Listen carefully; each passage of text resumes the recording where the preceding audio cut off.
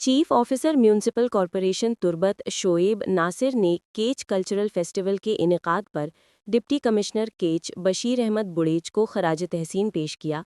और मुआशरे के हर मकतब फ़िक्र से अपील की कि वो 1 अक्टूबर से शुरू होने वाले मेगा इवेंट केच कल्चरल फेस्टिवल में भरपूर शिरकत करके एक जिंदा कौम होने की मिसाल को कायम व दायम रखें। केच कल्चरल फेस्टिवल के हवाले से उन्होंने मज़ीद क्या कहा, आइए जानते हैं। डिप्टी कमिश्नर केच जनाब बशीर अहमद बड़ेज साहब खराज तहसीन पेश करना क्या या केचे तो का एक शर्य प्रोग्राम है 1 अक्टूबर बगैर कल्चरल प्रोग्राम है 1 अक्टूबर बगैर 10 अक्टूबर मुनक्कद करने गए